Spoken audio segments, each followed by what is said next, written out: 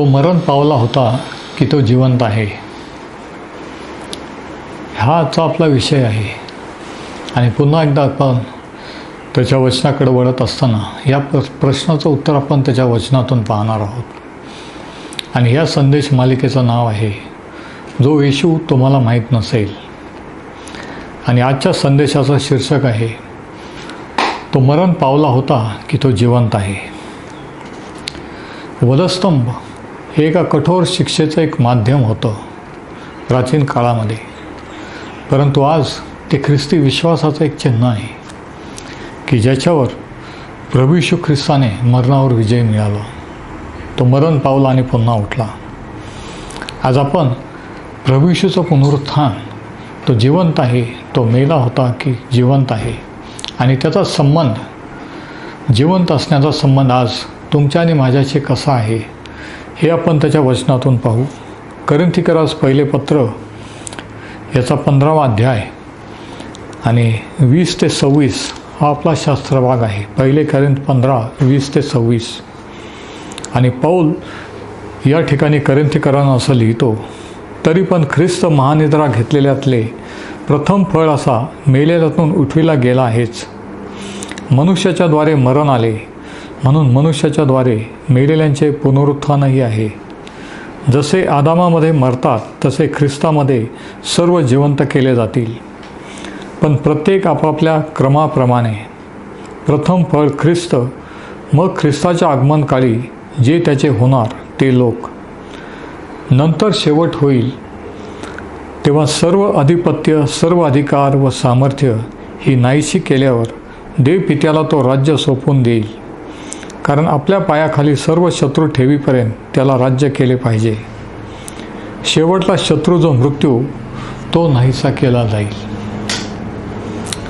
आता बघा, सुवार्तेबद्दल लिहिताना पौल असं सांगतो की प्रभू येशूचं मरण आणि पुनरुत्थान, मेलेल्यातून तिसऱ्या दिवशी पुन्हा उठला, हा ख्रिस्ती विश्वासाचा एक महत्त्वाचा पाया आहे, एक महत्त्वाचा मुद्दा आहे. सुवार्तेचा एक महत्त्वाचा भाग आहे की मृतांचं आणि ख्रिस्ताचं पुनरुत्थान. आणि म्हणून वचन 14 ते 19 तो काय लिहितो बघा, आणि ख्रिस्त उठविला गेला नाही तर आमची घोषणा व्यर्थ व तुमचा विश्वासही व्यर्थ, आणि आम्ही देवाविषयी खोटे साक्ष असे ठरलो, कारण देवाविषयी आम्ही अशी साक्ष दिली की त्याने ख्रिस्ताला उठविले. पण मेलेले उठविले जात नाहीत तर त्याने त्याला उठविले नाही. मेलेले उठविले जात नाही तर ख्रिस्तही उठविला गेला नाही. ख्रिस्त उठविला गेला नाही तर तुमचा विश्वास निष्फळ, तुम्ही अजून आपल्या पापात आहात. आणि ख्रिस्तामध्ये ज्यांनी महान निद्रा घेतली आहे, म्हणजे ख्रिस्तावर विश्वास ठेवून जे मरण पावले आहेत, त्यांचा नाश झाला. या आयुष्यात आपण ख्रिस्तावर आशा ठेवणारे असे केवळ आहोत, तर मग आपण सर्व मनुष्यापेक्षा लाचार आहोत. म्हणजे पौल म्हणतो की ख्रिस्त जर उठविला गेला नाही, तो जर जिवंत नाही, तर आपला विश्वास व्यर्थ आहे, निष्फळ आहे. जे त्याच्यावर विश्वास ठेवून मरण पावले त्यांना कोणतीही आशा नाही, त्यांचा नाश झालेला आहे. आणि म्हणून पुनरुत्थानाबद्दलच्या काही गोष्टी ह्याच्यातून आपण पाहू. वचन 20व्या वचनात तो म्हणतो की ख्रिस्त हे प्रथम फळ असं आहे. म्हणजे पहिला पॉईंट, पहिला मुद्दा, पुनरुत्थानाचे प्रथम फळ. वचन 20, पण ख्रिस्त महानिद्रा घेतलेल्यातले प्रथम फळ असा मेलेल्यातून उठविला गेला आहेच. म्हणजे पौल म्हणतो की ख्रिस्ताचं पुनरुत्थान हे फक्त त्याच्यासाठी, त्याच्यापुरतंच नव्हे, तर आपल्यासाठी सुद्धा आहे. कारण का? कारण तो म्हणतो की ख्रिस्त हे प्रथम फळ असं आहे, मेलेल्यातून पुन्हा उठविला गेलेला असा तो प्रथम, पहिला आहे की जो मेलेल्यातून पुन्हा उठला. ख्रिस्त हे प्रथम फळ असं पौल म्हणतो. आता प्रथम फळ म्हणजे काय हे समजण्यासाठी आपल्याला जुन्या करारातल्या लेवियाच्या पुस्तकात जावं लागेल. नियमशास्त्रामध्ये इस्रायल लोकांना परमेश्वराने आज्ञा केलेली होती आणि त्याच्यात काही सण त्यांना पाळायला सांगितलेले होते. आणि त्याच्यापैकी एक सण होता प्रथम फळाचा सण. आणि हे आपल्याला लेवियाच्या 23व्या अध्यायात वाचायला मिळतं. लेविय 23 आणि वचनं 10 ते 12 या ठिकाणी प्रथम फळाचा सण काय होता, कशाविषयी होता आणि तो कसा साजरा करायचा होता हे सांगितलेलं आहे. इस्रायल लोकांस सांग, जो देश मी तुम्हास देत आहे त्यात तुम्ही जाऊन पोहोचाल व त्यातले पीक कापाल, तेव्हा आपल्या पिकाच्या पहिल्या उपजाची पेंडी याजकाकडे आणावी. ती तुमच्यासाठी स्वीकारण्यात यावी म्हणून ती त्याने परमेश्वरासमोर ओवाळावी. शब्बाताच्या दुसऱ्या दिवशी याजकाने ती ओवाळावी. पेंडीची ओवाळणी कराल त्या दिवशी 1 वर्षाचा एका निर्दोष मेंढ्याचा परमेश्वराप्रित्यर्थ होम करावा. म्हणजे बघा, तो सण असा होता की प्रथम फळ, पिकाचं जे प्रथम फळ, त्याच्यातून एक पेंडी आणून त्यांनी याजकाला द्यायची होती इस्रायल लोकांनी, आणि ती पेंडी घेऊन त्याने परमेश्वरापुढे ओवाळायची होती. आणि पाऊल 1 कोरिंथ 15 आणि 20 मध्ये म्हणतो की ख्रिस्त हे मेलेल्यातले प्रथम फळ असं आहे, मेलेल्यातून उठविला गेलेला. म्हणजे ख्रिस्ताचं पुनरुत्थान हे पहिलं पुनरुत्थान आहे. जे लोक मरण पावले त्यांच्यातला पहिला जो पुनरुत्थित झाला तो प्रभू येशू ख्रिस्त आहे. आता प्रभू येशू ख्रिस्ताचं पुनरुत्थान हे आठवड्याच्या पहिल्या दिवशी झालं हे आपण नव्या करारात वाचतो. म्हणजे पुनरुत्थान हा आठवड्याचा पहिला दिवस, आणि आठवड्याच्या पहिल्या दिवशीच पहिल्या शतकातली मंडळी आणि ते लोक शिष्य हे एकत्रित देवाची भक्ती करण्यासाठी एकत्रित येत होते. परंतु पहिला दिवस म्हणजे रविवार, आठवड्याचा पहिला दिवस रोमन कॅलेंडरनुसार. परंतु हा पहिला दिवस हा शाबात नाही, रविवार हा शाबात नाही. लेवियाच्या पुस्तकाचा 23वा अध्याय आणि 11 वचन बघा, तो सण कधी पाळायचा होता आणि ती पेंडी कधी ओवाळायची होती. ती तुम्हा प्रित्यर्थ स्वीकारण्यात यावी म्हणून ती त्याने परमेश्वरासमोर ओवाळावी. शब्बाताच्या दुसऱ्या दिवशी याजकाने ती ओवाळावी. बघा, इथं असं सांगितलेलं आहे की शब्बाताच्या दुसऱ्या दिवशी. रविवार जर आठवड्याचा पहिला दिवस, तर आठवड्याचा शेवटला दिवस शनिवार, म्हणजे शब्बात हा शनिवार होता. आणि ती पेंडी याजकाने शब्बाताच्या दुसऱ्या दिवशी म्हणजे रविवारच्या दिवशी ओवाळायची होती.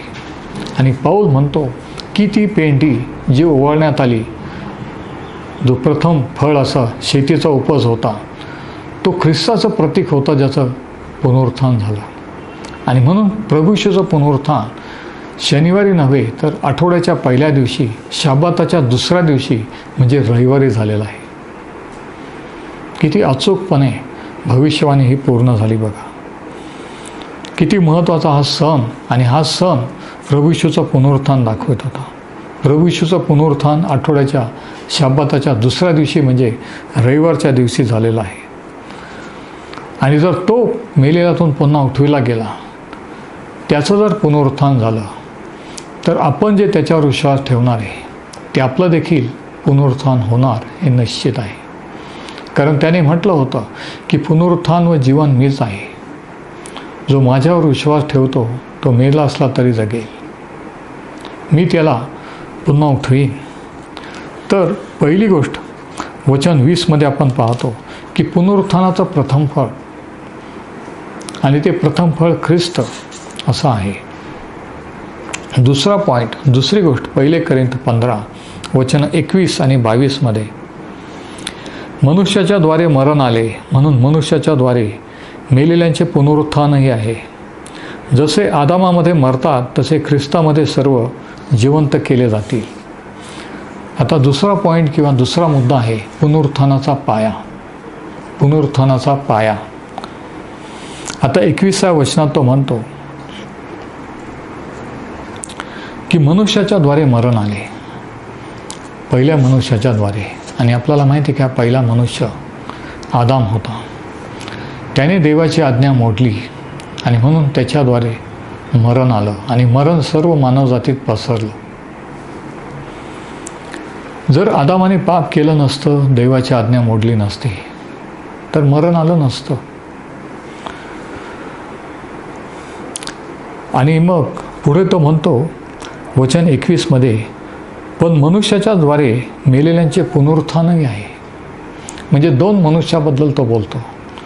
एक मनुष्य आदाम, जो पहिला मनुष्य, आणि दुसरा मनुष्य प्रभू येशू ख्रिस्त, जो शेवटला आदाम.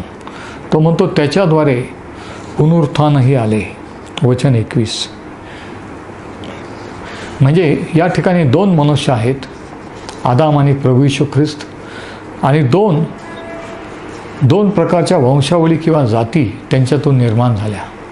आदामाच्या द्वारे नैसर्गिक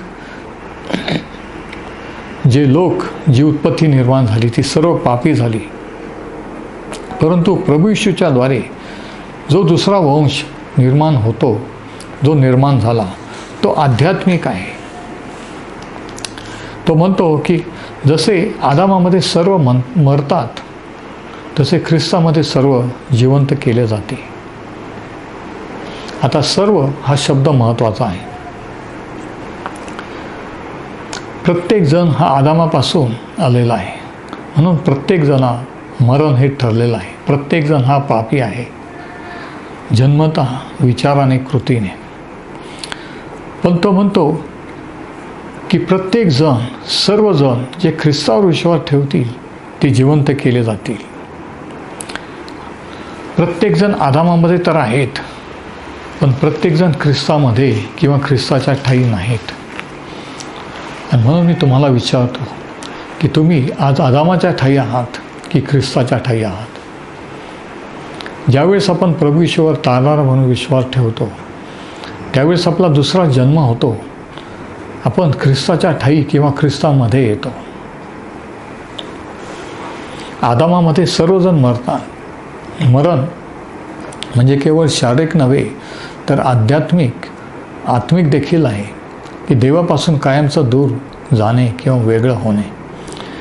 आणि पौल म्हणतो की आदामामध्ये सर्व मरतात, शारीरिकरित्या आणि आध्यात्मिकरित्या देवापासून दूर केले जातात.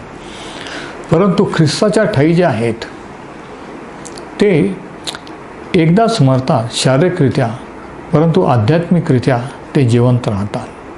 आणि जर ख्रिस्ताचं येणं आपल्या मरणापूर्वी झालं तर ते शारीरिक मरण देखील आपल्याला येणार नाही असं शास्त्र सांगतं. कारण आपण क्षणात बदलले जाऊ, अंतराळात वर घेतले जाऊ असं शास्त्र सांगतं. आता 23वं वचन बघा, 1 कोरिंथ 15 आणि 23. पण प्रत्येकजण आपल्या क्रमाप्रमाणे, म्हणजे पुनरुत्थानाचा एक क्रम आहे. पुनरुत्थान हे क्रमाक्रमाने होत असतं हे शास्त्र शिकवतं. आणि शास्त्रामध्ये 3 प्रकारचे पुनरुत्थान सांगितलेले आहे. पहिलं पुनरुत्थान जे आपण पाहिलं ते ख्रिस्ताचं. ख्रिस्त हा प्रथम फळ. आणि नंतर जे त्याच्यावर विश्वास ठेवणारे ज्यावेळेस तो येईल ते क्षणात बदलले जातील, जे जिवंत आहेत ते. आणि जे मरण पावलेत विश्वास ठेवून ते अंतराळात वर घेतले जातील आणि सदा सर्व काळ त्याच्याबरोबर राहतील. म्हणजे पहिलं पुनरुत्थान ख्रिस्ताचं, दुसरं त्याच्यावर विश्वास ठेवणारे किंवा विश्वासधाऱ्यांचं, मंडळीचं. आणि आज आपण मंडळीच्या युगामध्ये किंवा कृपेच्या काळामध्ये जगत आहोत. या कृपेचा काळाचा शेवट प्रभू येशूच्या पहिल्या आगमनाने होणार आहे. आणि पहिलं आगमन त्याचं गुप्तरित्या अंतराळात असं होईल. त्यावेळेस फक्त त्याच्यावर विश्वास ठेवणारे म्हणजे ख्रिस्ताची मंडळी ही क्षणात वर घेतली जाईल. जे मरण पावलेले आहेत की क्षणात वर घेतले जातील, क्षणात त्यांचं पुनरुत्थान होईल आणि त्यांना तो गौरवी शरीर देईल. म्हणजे दुसरं पुनरुत्थान हे ख्रिस्तावर विश्वास ठेवणाऱ्यांत. आणि याविषयी पौल थेसलीकरांना लिहिताना याविषयी सांगतो. आपण वाचू 1 थेसली 4:16 आणि 17. या ठिकाणी ख्रिस्ताचं पहिलं आगमन जे अंतराळात होईल, ज्याला रॅप्चर असं इंग्लिशमध्ये म्हटलेलं आहे, गुप्त येणं. तो म्हणतो की प्रभू स्वतः आद्य दिव्यदूताची वाणी व देवाच्या तुतारीचा आज्ञाध्वनी होत असता स्वर्गातून उतरेल आणि ख्रिस्तामध्ये जे मेलेले आहेत ते पहिल्याने उठतील. मग जिवंत उरलेले आपण त्याच्याबरोबर प्रभूला सामोरे होण्यासाठी मेघारूढ असे अंतराळात घेतले जाऊ आणि तसेच सदा सर्वदा प्रभूजवळ राहू. म्हणजे हे दुसरं पुनरुत्थान विश्वासणाऱ्यांचं जे ख्रिस्ताच्या पहिल्या आगमनाच्या वेळेस होईल, तो अंतराळात येईल आणि घेऊन जाईल त्यावेळेस, ते विश्वासणाऱ्यांचं पहिलं पुनरुत्थान आहे की सर्व विश्वासारे हे जिवंत होतील, त्यांचं पुनरुत्थान होईल. परंतु दुसरं एक पुनरुत्थान पवित्र शास्त्रात सांगितलेलं आहे. आणि आपल्याला माहीत आहे की शास्त्र सांगतं की मंडळी वर घेतले गेल्यानंतर, ख्रिस्ताचं पहिलं गुपित येणं झाल्यानंतर ह्या जगावर 7 वर्षाचा महासंकटाचा काळ सुरू होईल. ख्रिस्त विरोधाचं राज्य असेल 7 वर्ष. आता काही जणांना असं वाटतं की महासंकटाच्या काळात लोकांचं तारण होणार नाही, कुणीही त्याच्याकडे वळणार नाही. पण तसं नाही. शास्त्र शिकवतं की 1,44,000 यहुदी सुवार्तिक त्यावेळेस जगभर प्रभू येशूची सुवार्ता गाजवतील आणि अनेक जण प्रभू येशूवर विश्वास ठेवतील, अनेकांचं तारण होईल. 2 संदेष्टे देखील परमेश्वर त्यावेळेस साक्ष म्हणून महासंकटाच्या काळात पाठवेल. आणि मग हा 7 वर्षाचा महासंकटाचा काळ संपल्यानंतर त्याच्या शेवटी, महासंकटाच्या काळाच्या शेवटी हे दुसरं पुनरुत्थान हे सांगितलेलं आहे. आणि याविषयी दानिएलाचं पुस्तक याचा 12वा अध्याय आणि याच्या 2ऱ्या वचनात ह्या पुनरुत्थानाबद्दल आपण वाचतो. दानिएल 12 आणि 2. भूमीतील मातीत निजलेल्यांचा म्हणजे मरण पावलेल्यांचा, भूमीतील मातीत निजलेल्यांचा मोठा समुदाय उठेल. कित्येक सर्व काळचे जीवन मिळविण्यास आणि कित्येक अप्रतिष्ठा व सर्व काळचा धिक्कार मिळविण्यास उठतील. म्हणजे हे जे पुनरुत्थान आहे हे सर्वांसाठी असेल. देवावर विश्वास ठेवणारे, न ठेवणारे, देवाकडे वळलेले, न वळलेले, प्रभूवर विश्वास ज्यांनी ठेवला ते आणि दुसरे. आणि म्हणून आज जर तुम्ही त्याच्यावर विश्वास ठेवलेला असेल तर ह्या प्रसंगाला तुम्हाला तोंड द्यावं लागणार नाही. कारण आपण ख्रिस्त येऊन तो आपल्याला त्याच्याबरोबर घेऊन जाईल. आपण अंतराळात वर घेतले जाऊ. पण जे विश्वास ठेवणार नाहीत त्यांचं हे पुनरुत्थान आहे. प्रकटीकरणाच्या पुस्तकात देखील याच्याबद्दल लिहिलेलं आहे. हे शेवटलं पुनरुत्थान ज्याला पांढऱ्या सिंहासनाचा न्याय असं म्हटलेलं आहे. प्रकटीकरणाचं पुस्तक याचा 20वा अध्याय, प्रकटीकरण 20 आणि वचनं 11 ते 13 या ठिकाणी काय म्हटलेलं आहे बघा. नंतर मोठे पांढरे राजासन व त्यावर बसलेला एक जण माझ्या दृष्टीस पडला. त्याच्या तोंडापुढून पृथ्वी व आकाशी पळाली, त्यांच्याकरिता ठिकाण म्हणून सापडले नाही. मग मृत झालेल्या लहान थोरांना मी राजासनासमोर उभे राहिलेले पाहिले. त्यावेळी पुस्तके उघडली गेली. तेव्हा दुसरे एक पुस्तक उघडले गेले. ते जीवनाचे होते आणि त्या पुस्तकात जे लिहिले होते त्यावरून मृतांचा न्याय ज्यांच्या त्यांच्या कर्माप्रमाणे ठरविण्यात आला. तेव्हा जे मेलेले लोक समुद्रात होते त्या समुद्राने दिले. जे मेलेले लोक मरणावस्थेत व अधोलोकात होते त्यास त्यांनी दिले. आणि ज्यांच्या त्यांच्या कर्माप्रमाणे प्रत्येकाचा न्याय ठरविण्यात आलेला. आणि हे दुसरं पुनरुत्थान आहे की जगाच्या प्रारंभापासून तर तोपर्यंत सर्वच जण पुन्हा उठवले जातील. म्हणजे काय की मरण हा शेवट नाही आहे. बऱ्याच जणांचा असा विश्वास आहे, बऱ्याच जणांना असं वाटतं की मरण हा माणसाचा शेवट किंवा अंत आहे. पण पवित्र शास्त्र शिकवतं की प्रत्येकाचं पुनरुत्थान एक दिवशी होणार आहे. जर विश्वास ठेवला तर ख्रिस्ताबरोबर तो येण्याच्या वेळेस आपलं पुनरुत्थान होईल आणि आपण त्याच्याबरोबर जाऊ, तो आपल्याला घेऊन जाईल. पण जर त्याच्यावर विश्वास ठेवला नाही तर शेवटच्या न्यायाच्या दिवशी सर्वांचं पुनरुत्थान होईल आणि देवाच्या न्यायाला सामोरं जावं लागेल. आणि तिसरी गोष्ट 1 कोरिंथ 15 या ठिकाणी सांगितलेली तिसरी गोष्ट ही, तिसरा पॉईंट की पुनरुत्थानाचा अंतिम परिणाम. आता याचा परिणाम किंवा रिझल्ट हा काय होणार आहे? पुनरुत्थानाचा अंतिम परिणाम हा 15व्या अध्यायाच्या वचनं 24 ते 26 मध्ये सांगितलेलं आहे. 1 कोरिंथ 15 आणि वचनं 24 ते 26. तो म्हणतो, नंतर शेवट होईल तेव्हा सर्व अधिपत्य, सर्व अधिकार व सामर्थ्य ही नाहीशी केल्यावर देव पित्याला तो राज्य सोपवून देईल. म्हणजे प्रभू येशू त्यावेळेस सर्व राज्य, सत्ता, अधिकार ही देव पित्याला सोपवून देईल. ही पहिली गोष्ट. दुसरी गोष्ट, नंतर वचन 26, वचन 25, कारण आपल्या पायाखाली सर्व शत्रू ठेवीपर्यंत त्याला राज्य केले पाहिजे. शेवटला शत्रू जो मृत्यू, तो नाहीसा केला जाईल. म्हणजे दोन गोष्टी त्यावेळेस घडतील. ह्या शेवटच्या पुनरुत्थानानंतर प्रभू येशू सर्व सत्ता, अधिकार हे देव पित्याच्या हाती सोपवून देईल आणि मनुष्याचा शत्रू मरण किंवा मृत्यू हा नाहीसा होईल. प्रभू येशू मरण कायमचं नाहीसं करेल.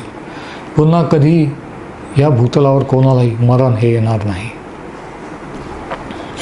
आणि अशा रीतीने हे दुसरं पुनरुत्थान होईल. मग प्रश्न असा आहे की प्रभू येशू मरण पावला होता की तो आजही जिवंत आहे? आणि याचं उत्तर आहे दोन्ही. तो मरण पावलाही होता, पुन्हा उठला आणि तो आजही जिवंत आहे. आणि तो जिवंत आहे म्हणून त्याच्यावर विश्वास ठेवणारे आपण एक दिवशी जिवंत राहू. आपल्याला जरी मरण आलं तरी पुनरुत्थान होईल. आणि मरणापूर्वी जर त्याचं येणं झालं तर अंतराळात वर घेतले जाऊ आणि सदा सुरकाळ त्याच्याबरोबर राहू. ही धन्य आशा आपल्याला प्रत्येक विश्वासाला तुम्हाला आणि मला आहे. पण आज जर तुम्ही त्याच्यावर विश्वास ठेवलेला नसेल, प्रभू येशू जर आज तुमचा तारणारा नसेल, तर आज त्याच्यावर विश्वास ठेवा. तारणारा म्हणून त्याचा स्वीकार करा. म्हणजे दुसऱ्या मरणाचा अनुभव, देवाचा न्याय, पांढऱ्या सिंहासनाचा न्याय, याला तुम्हाला सामोरे जावं लागणार नाही. कारण जे ख्रिस्त येशूमध्ये आहेत त्यांच्यावर दंडाज्ञा नाही. परमेश्वर हे वचन आशीर्वादित करो.